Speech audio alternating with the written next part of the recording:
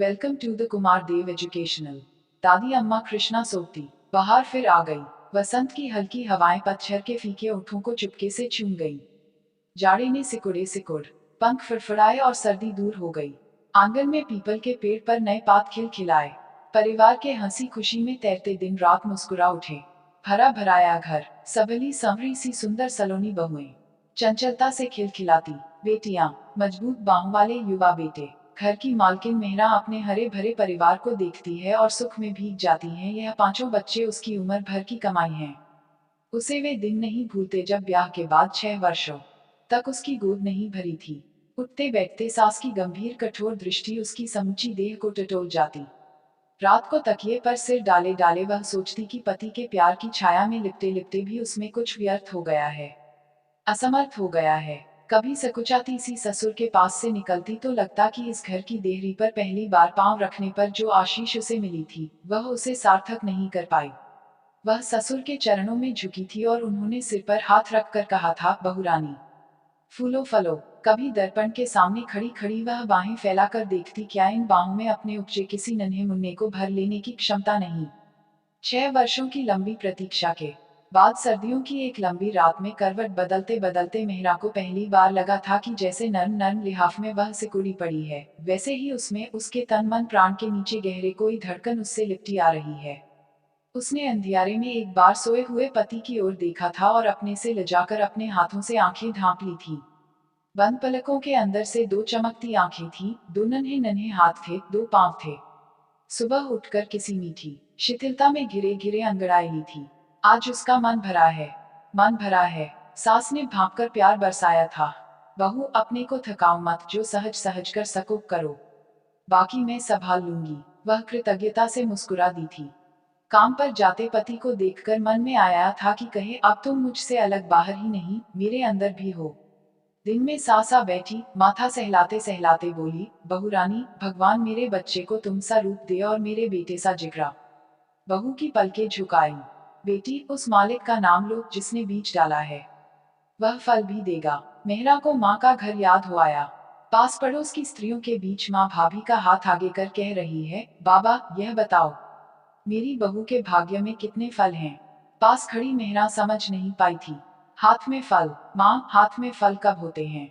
फल किसे कहती हूँ माँ? माँ लड़की की बात सुनकर पहले हंसी, फिर गुस्सा होकर बोली, दूर हूँ मेहरा, जा बच्चों के संग खेल। उस दिन मेहरा का छोटा सा मन यह समझ नहीं पाया था, पर आज तो सास की बात वह समझ ही नहीं, बूझ भी रही थी। बहू के हाथ में फल होते हैं, बहू के भाग्य में फल होते हैं, और परिवार की बेल बढ़ती है। मेहरा की गोद से इस परिवार की बेल बढ़ी है। आज घर में 3 बेटे हैं, उनकी बहुएं हैं। ब्याह देने योग्य 2 बेटियां हैं। हल्के हल्के कपड़ों में लिपटी उसकी बहुएं जब उसके सामने झुकती हैं तो क्षण भर के लिए मेहरा के मस्तक पर घर की स्वामिनी होने का अभिमान उभर आता है। वह बैठे बैठे उन्हें आशीष देती है और मुस्कुराती है। ऐसे ही, बिल्कुल ऐसे ही वह भी कभी सास के सामने झुकती थी। आज तो वह तीखी निगाह वाली मालकिन बच्चों की दादी अम्मा बनकर रह गई है। पिछवाड़े के कमरे में से जब दादा के साथ बोलती हुई अम्मा की आवाज आती है तो पोते क्षण भर ठिठक कर अनसुनी कर देते हैं। बहुएं एक दूसरे को दे खाकर मन ही मन हंसती हैं। लाडली बेटियां सिर हिला हिलाकर खिलखिलाती हुई कहती हैं, दादी अम्मा बूढ़ी हो आई पर दादा से झगड़ना नहीं छोड़ा। मेहरा भी कभी कभी पति के निकट खड़ी हो कह देती है, अम्मा नाहक बा पू के पीछे पड़ी रहती हैं। बहू बेटियों वाला घर है, क्या यह अच्छा लगता है? पति एक बार पढ़ते पढ़ते आंखें ऊपर उठाते हैं, पल भर पत्नी की ओर देख दोबारा पन्ने पर दृष्टि गड़ा देते हैं। माँ की बात पर पति की माँ न गंभीर मुद्रा मेहरा को नहीं भाती, लेकिन प्रयत्न करने पर भी वह कभी पति को कुछ कह देने तक खींच नहीं पाई। पत्नी पर एक उड़ती निगाह और बस। किसी को आज्ञा देती मेहरा की आवाज सुनकर कभी उन्हें भ्रम हो आत है, वह मेहरा का नहीं अम्मा का ही रोबीला स्वर है। उनके होश में अम्मा ने कभी ढीलापन जाना ही नहीं। याद नहीं आता कि कभी माँ के कहने को वह जाने अनजाने टाल सके हों। और अब जब माँ की बात पर बेटियों को हंस सुनते हैं तो विश्वास नहीं आता। क्या सचमुच माँ आज ऐसी बातें किया करती हैं कि जिन पर बच्चे हंस सके? और अम्मा तो सचमुच उठते बैठते बोलती है, जिगरती है। झुकी कमर पर हाथ रखकर वह चारपाई से उठकर बाहर आती है तो जो सामने हो उस पर बरसने लगती है। बड़ा पोता काम पर जा रहा है। दादी अम्मा पास आ खड़ी हुई। एक बार ऊपर तले देखा और बोली, काम पर जा रहे हो बेटे, कभी दादा की ओर भी देख लिया करो, कब से उनका जी अच्छा नहीं। जिसके घर में भगवान के दिए बेटे पोते हों, वह इस तरह बिना दवा दारू पड़े रहते हैं। बेटा दादी अम्मा की नजर बचाता है।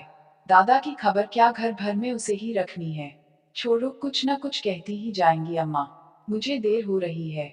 लेकिन दादी अम्मा जैसे राह रोक लेती है, अरे बेटा कुछ तो लिहाज करो, बहू बेटे वाले हुए, मेरी बात तुम्हें अच्छी नहीं लगती। मेहरा मंजली बहू से कुछ कहने जा रही थी, लौटती हुई बोली, अम्मा कुछ तो सोचो। लड़का बहू बेटों वाला है, तो क्या उस पर तुम इस तरह बरसती रहोगी। दादी अम्मा ने अपनी पुरानी निगाह से मेहरा को देखा और जलकर कहा, क्यों नहीं बहू, अब तो बेटों को कुछ कहने के लिए तुमसे पूछना होगा। यह बेटे तुम्हारे हैं, घर बार तुम्हारा है, हुक्म हासिल तुम्हारा है। मेहरा पर इस सबका कोई असर नहीं हुआ। सास को वहीं खड़ा छोड़ वह बहू के पास चली गई। दादी अम्मा ने अपनी पुरानी आंखों से बहू की वह रोबीली चाल देखी और ऊंचे स्वर में बोली, बहू रानी, इस घर में अब मेरा इतना सा मान रह गया है, तुम्हें इतना घमंड। मेहरा को सास के पास लौटने की इच्छा नहीं थी, पर घमंड की बात सुनकर लौट आई। मान की बात करती हो अम्मा, तो आए दिन छोटी छोटी बात लेकर जलने कल्पने से किसी का मान नहीं रहता। इस उल्टी आवाज ने दादी अम्मा को और जला दिया। हाथ हिला हिलाकर क्रोध में रुक रुक कर बोली, बहू यह सब तुम्हारे अपने सामने आएगा। तुमने जो मेरा जीना दूभर कर दिया है, तुम्हारी तीनों बहुएं भी तुम्हें इसी तरह समझेंगी। क्यों नहीं, जरूर समझेंगी। कहती कहती दादी अम्मा झुकी कमर से पग उठाती अपने कमरे की ओर चल दी। रात में बेटे के कमरे का द्वार खुला देखा तो बोली, जिस बेटे को मैंने अपना दूध पिलाकर पाला, आज उसे देखे मुझे महीनों बीत जाते हैं, उससे इतना नहीं हो पाता कि बूढ़ी अम्मा की सुधि ले। मेहरा मंजली बहू को घर का काम धंधे के लिए आदेश दे रही थी, पर कान इधर ही थे। बहुएं उसे भी समझेंगी, इस अभिशाप को वह कड़वा घूंट समझकर पी गई थी, पर पति के लिए सास का यह उलाहना सुनकर न रहा गया। दूर से ही बोली, अम्मा मेरी बात छोड़ो, पराए घर की हूँ, पर जिस बेटे को घर भर में सबसे अधिक तुम्हारा ध्यान है, उसके लिए यह कहते तुम्हें झिझक नहीं आती। फिर कौन माँ है जो बच्चों को पालती पोसती नहीं। अम्मा ने अपनी झुर्रियों पड़ी गर्दन पीछे की, माथे पर पड़े तेवरों में इस बार क्रोध नहीं भर्त्सना थी। चेहरे पर वही पुरानी उपेक्षा लौट आई। बहू किससे क्या कहा जाता है, यह तुम बड़े समधियों से माथा लगा सब कुछ भूल गई हो। माँ अपने बेटे से क्या कहे, यह भी क्या अब मुझे बेटे की बहू से ही सीखना पड़ेगा। सच कहती हो बहू, सभी माएं बच्चों को पालती हैं, मैंने कोई अनोखा बेटा नहीं पाला था बहू। फिर तुम्हें तो मैं पराई बेटी करके ही मानती रही हूँ। तुमने बच्चे आप जने, आप ही वे दिन काटे, आप ही बीमारियां झेली। मेहरा ने खड़े खड़े चाहा कि सास यह कुछ कहकर और कहती। वह इतनी दूर नहीं उतरी कि इन बातों का जवाब दे। चुपचाप पति के कमरे में जाकर इधर उधर बिख रे कपड़े सहेजने लगी। दादी अम्मा कड़वे मन से अपनी चारपाई पर जा पड़ी। बुढ़ापे की उम्र भी कैसी होती है, जीते जी मन से सन टूट जाता है। कोई पूछता नहीं, जानता नहीं। घर के पिछवाड़े जिसे वह अपनी चलती उम्र में कोठरी कहा करती थी, उसी में आज वह अपने पति के साथ रहती है। एक कोने में उसकी चारपाई और दूसरे कोने में पति की, जिसके साथ उसने अनगिनत बहारें और पतझड़ गुजार दिए हैं। कभी घंटों वे चुपचाप अपनी अपनी जगह पर पड़े रहते हैं। दादी अम्मा बीच बीच में करवट बदलते हुए लंबी सांस लेती है। कभी पतली नींद में पड़ी पड़ी वर्षों पहले की कोई भूली बिसरी बात करती है, पर बच्चों के दादा उसे सुनते नहीं। दूर कमरों में बहुओं का मीठी दबी दबी हंसी वैसे ही चलती रहती है। बेटियां खुले खुले खिलखिलाती हैं। बेटों के कदमों की भारी आवाज कमरे तक आकर रह जाती है और दादी अम्मा और पास पड़े दादा में जैसे बीत गए वर्षों की दूरी झूलती रहती है। आज दादा जब घंटों धूप में बैठकर अंदर आए तो अम्मा लेटी नहीं, चारपाई की बाह पर बैठी थी। गाड़ी की धोती से पूरा तन नहीं ढका था, पल्ला कंधे से गिरकर एक ओर पड़ा था। वक्ष खुला था, आज वक्ष में ढकने को रह भी क्या गया था। गले और गर्दन की झुर्रियां एक जगह आकर इकट्ठी हो गई थी। पुरानी छाती पर कई तिल चमक रहे थे। सिर के बाल उदासीनता से माथे के ऊपर सटे थे। दादा ने देखकर भी नहीं देखा। अपने सा पुराना कोट उतार रखकर खूंटी पर लटकाया और चारपाई पर लेट गए। दादी अम्मा देर तक बिना हिले डुले वैसी की वैसी बैठी रही। सीढ़ियों पर छोटे बेटे के पांवों के उतावली सी आहट हुई। उमंग की छोटी सी गुनगुनाहट द्वार तक आकर लौट गई। ब्याह के बाद के वे दिन, मीठे मधुर दिन। पांव बार बार घर की ओर लौटते हैं। प्यार सी बहू आंखों में प्यार भर भर कर देखती है, लजाती है, सकुचाती है और पति की बाहों में लिपट जाती है। अभी कुछ महीने हुए यही छोटा बेटा माथे पर फूलों का सेहरा लगाकर ब्याहने गया था। बाजे गाजे के साथ जब लौटा तो संग में दुल्हन थी। सबके साथ दादी अम्मा ने भी पतोहू का माथा चूमकर उसे हाथ का कंगन दिया था। पतोहू ने झुककर दादी अम्मा के पा छुए थे और अम्मा लेन देन पर मेहरा से लड़ाई झगड़े की बात भूलकर कई क्षण दुल्हन के मुखड़े की ओर देखती रही थी। छोटी बेटी ने चंचलता से परिहास कर कहा था, दादी अम्मा सच कहो भैया की दुल्हन तुम्हें पसंद आई? क्या तुम्हारे दिनों में भी शादी ब्याह में ऐसे ही कपड़े पहने जाते थे? कहकर छोटी बेटी ने दादी के उत्तर की प्रतीक्षा नहीं की। हंसी हंसी में किसी और से उलझ पड़ी। मेहरा बहू बेटे को घेर कर अंदर ले जा ली। दादी अम्मा भटकी भटकी दृष्टि से वे अनगिनत चेहरे देखती रही। कोई पास पड़ोसिन उसे बधाई दे रही थी। बधाई हो अम्मा, सोने सी बहू आई है, शुक्र है उस मालिक का, तुमने अपने हाथों छोटे पोते का भी काज संवारा। अम्मा ने सिर हिलाया। सचमुच आज उस जैसा कौन है? पोतों की उसे हौस थी, आज पूरी हुई। पर काज संवारने में उसने क्या किया? किसी ने कुछ पूछा नहीं तो करती क्या?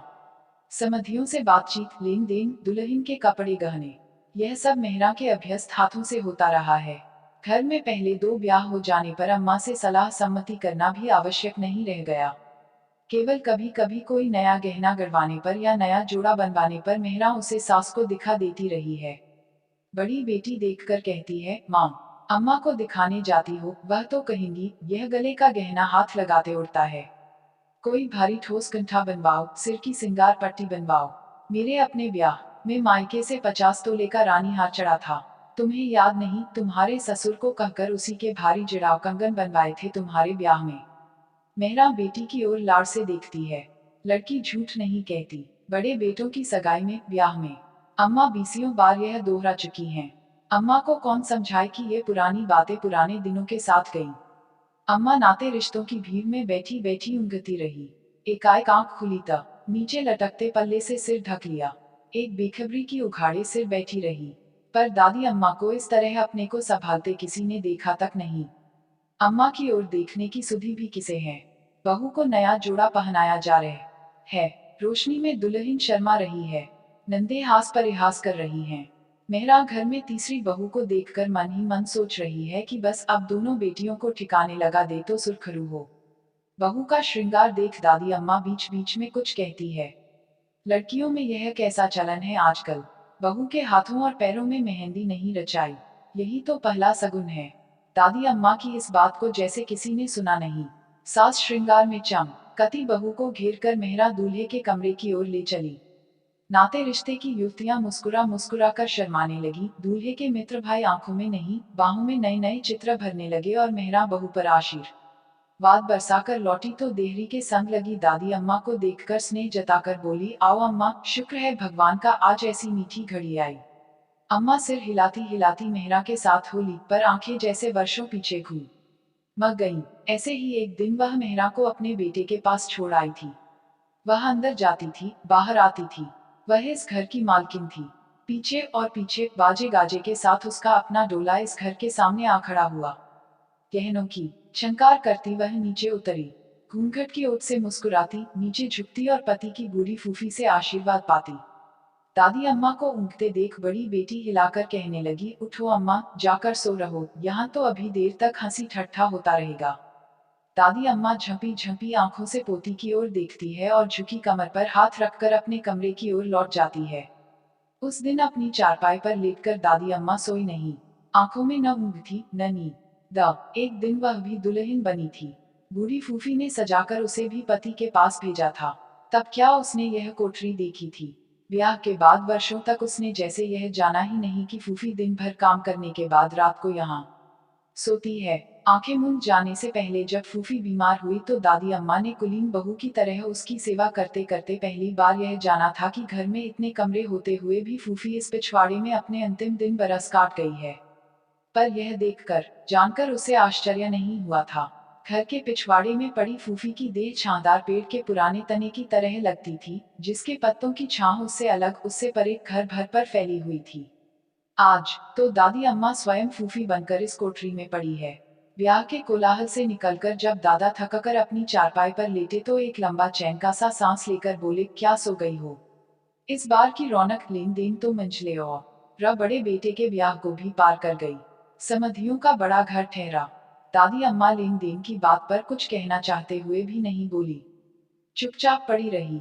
दादा सो गए, आवाजें धीमी हो गई। बरामदे में मेहरा का रो बीला स्वर नौकर चाकरों को सुबह के लिए आज्ञाएं देकर मौन हो गया। दादी अम्मा पड़ी रही और पतली नींद से घिरी आंखों से नए पुराने चित्र देखती रही। एकाएक करवट लेते लेते 2-4 कदम उठाए और दादा की चारपाई के पास आ खड़ी हुई। झुककर कई क्षण तक दादा की ओर देखती रही। दादा नींद में बेखबर थे और दादी जैसे कोई पुरानी पहचान कर रही हो। खड़े खड़े कितने पल बीत गए। क्या दादी ने दादा को पहचाना नहीं? चेहरा उसके पति का है पर दादी तो इस चेहरे को नहीं। चेहरे के नीचे पति को देखना चाहती है। उसे बिछुड़ गए वर्षों में से वापस लौटा लेना चाहती है। सिरहाने पर पड़ा दादा का सिर बिल्कुल सफेद था। बंद आंखों से लगी झुर्रियां ही झुर्रियां थी। एक सूखी बाह कंबल पर सिकुड़ी सी पड़ी थी। यह नहीं, यह तो नहीं। दादी अम्मा जैसे सोते सोते जाग पड़ी थी, वैसे ही इस भूले भटके भंवर में ऊपर नीचे होती चारपाई पर जा पड़ी। उस दिन सुबह उठकर जब दादी अम्मा ने दादा को बाहर जाते देखा तो लगा कि रात भर की भटकी भटकी तस्वीरों में से कोई भी तस्वीर उसकी नहीं थी। वह इस सूखी देह और झुके कंधे में से किसे ढूंढ रही थी। दादी अम्मा चारपाई की बाहों से उठी और लेट गई। अब तो इतनी सी दिनचर्या शेष रह गई है। बीच बीच में कभी उठकर बहुओं के कमरों की ओर जाती है तो लड़ झगड़ कर लौट आती हैं। कैसे हैं उसके पोते जो उम्र के रंग में किसी की बात नहीं सोचते, किसी की ओर नहीं देखते। बहू और बेटा, उन्हें भी कहाँ फुर्सत है। मेहरा तो कुछ न कुछ कहकर चोट करने से भी नहीं चूकती। लड़ने को तो दादी भी कम नहीं, पर अब तीखा तेज बोल लेने पर जैसे वह थककर चूर चूर हो जाती है। बोलती है, बोले बिना रह नहीं पाती, पर बाद में घंटों बैठी सोचती रहती है कि वह क्यों उनसे माथा लगाती है जिन्हें उसकी परवाह नहीं। मेहरा की तो अब चाल ढाल ही बदल गई है। अब वह उसकी बहू नहीं, 3 बहुओं की सास है। ठहरी हुई गंभीरता से घर का शासन चलाती है। दादी अम्मा का बेटा अब अधिक दौड़ धूप नहीं करता।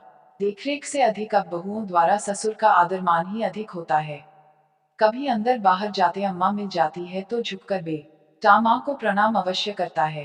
दादी अम्मा गर्दन हिलाती हिलाती आशीर्वाद देती है, जियो बेटा जियो।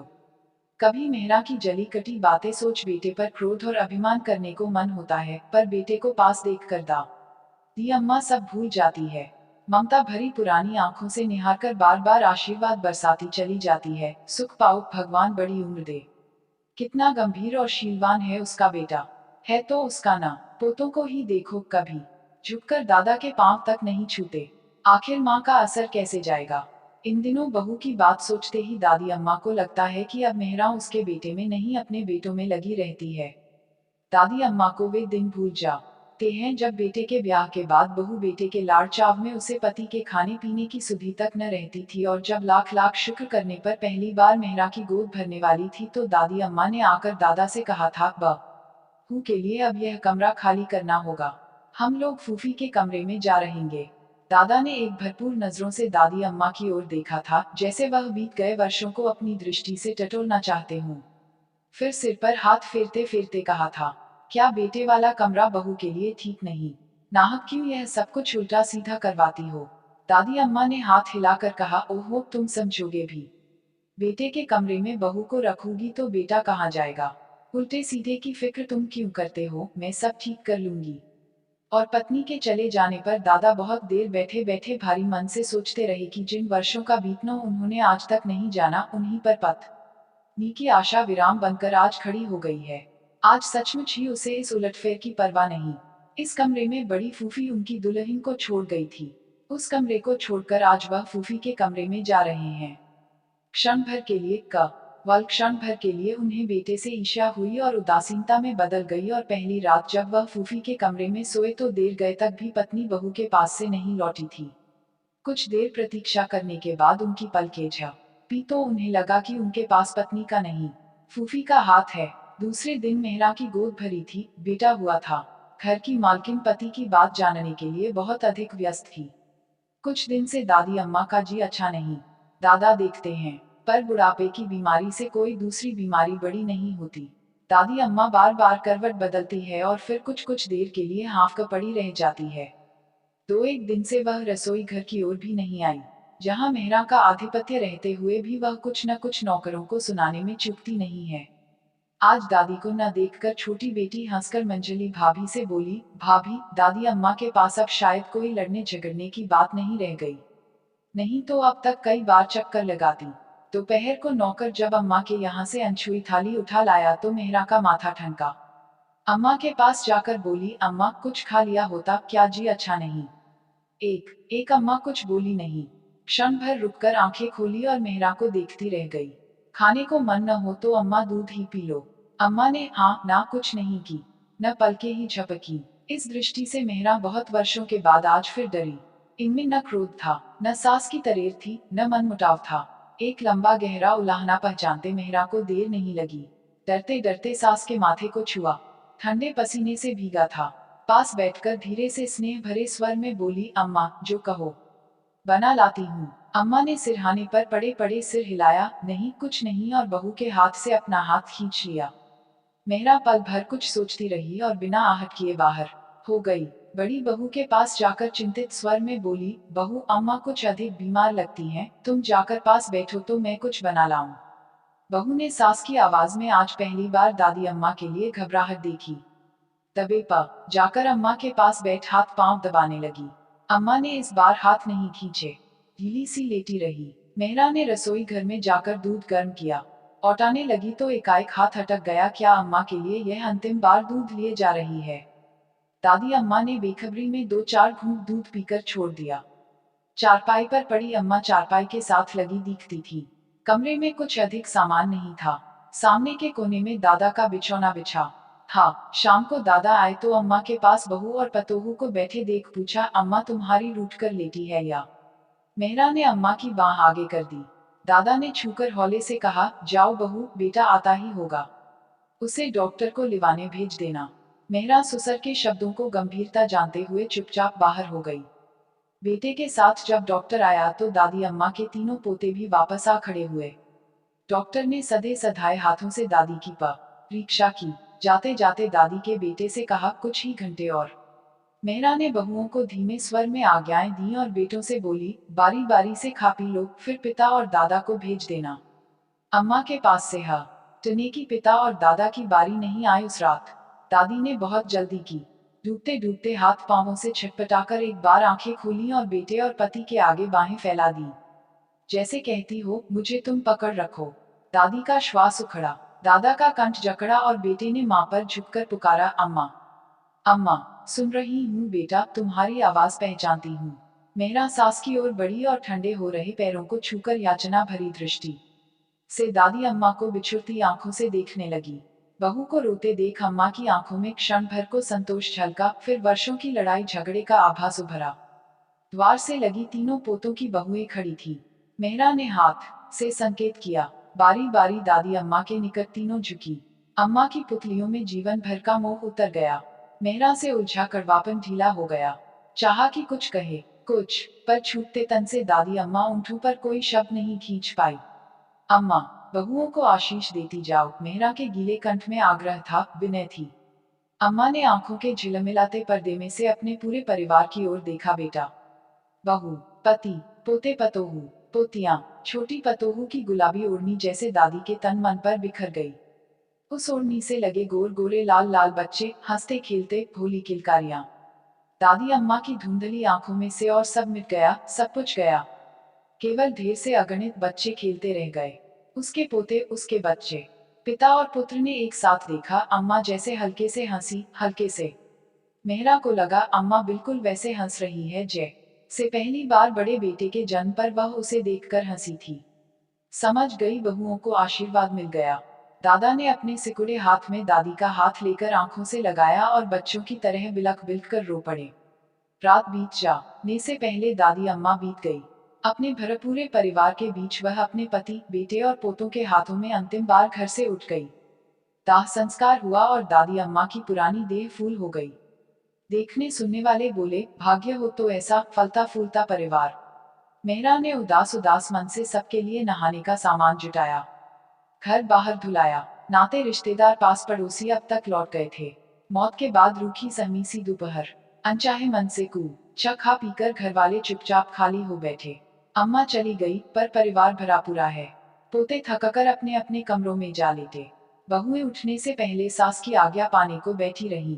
दादी अम्मा का बेटा निढाल होकर कमरे में जा लेटा। अम्मा की खाली कोठरी का ध्यान आते ही मन बहाया। कल तक अम्मा थी तो सही उस कोठी में।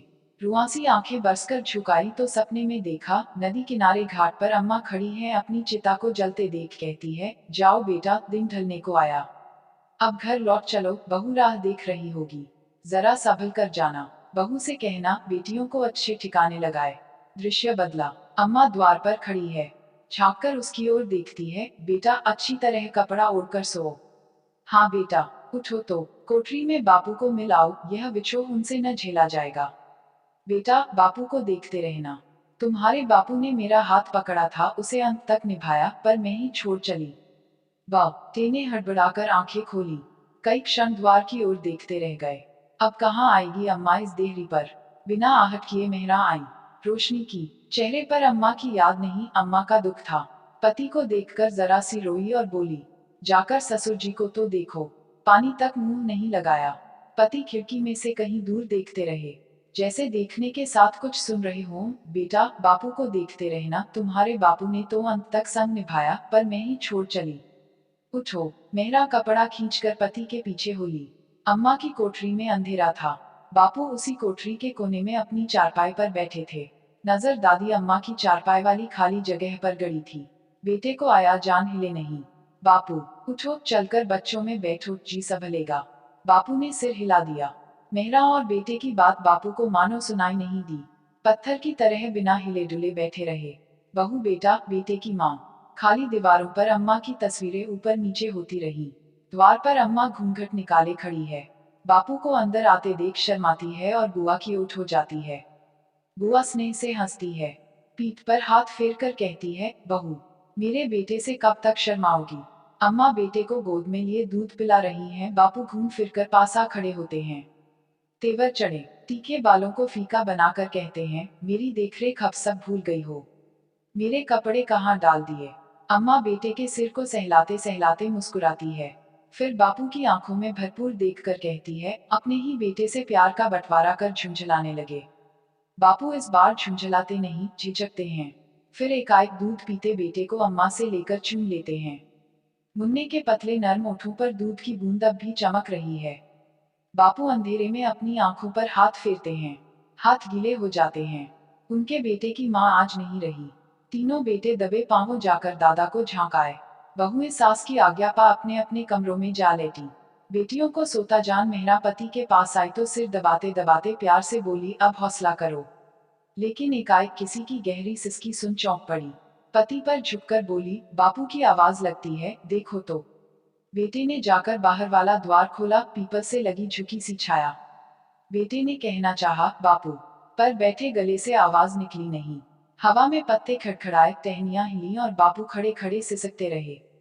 बापू। इस बार बापू के कानों में बड़े पोते की आवाज आई। सिर ऊंचा किया तो तीनों बेटों के साथ देहरी पर झुकी मेहरा दीख पड़ी। आंसुओं के गीले पूर में से धुंध बह गई। मेहरा अब घर की बहू नहीं, घर की अम्मा लगती है। बड़े बेटे का हाथ पकड़कर बापू के निकट आई। झुककर गहरे स्नेह से बोली, बापू, अपने इन बेटों की ओर देखो। यह सब अम्मा का ही तो प्रताप है। महीने भर के बाद बड़ी बहू की झोली भरेगी, अम्मा का परिवार और फूले फलेगा। बापू ने इस बार सिसकी नहीं भरी, आंसुओं को खुले बह जाने दिया। पेड़ के कड़े तने से हाथ उठाते उठाते सोचा, दूर तक धरती में बैठी अगणित जड़ें अंदर ही अंदर इस बड़े पुराने पीपल को थामे हुए हैं। दादी अम्मा इसे नित्य पानी दिया करती थी। आज वह भी धरती में समा गई है। उसके तन से ही तो बेटे पोते का यह परिवार फैला है। पीपल की घनी छां की तरह यह और फैलेगा। बहू सच कहती है, यह सब अम्मा का ही प्रताप है। वह मरी नहीं, वह तो अपनी देह पर के कपड़े बदल गई है। अब वह बहू में जिएगी, फिर बहू की बहू में। Thanks for watching. Like, share and subscribe.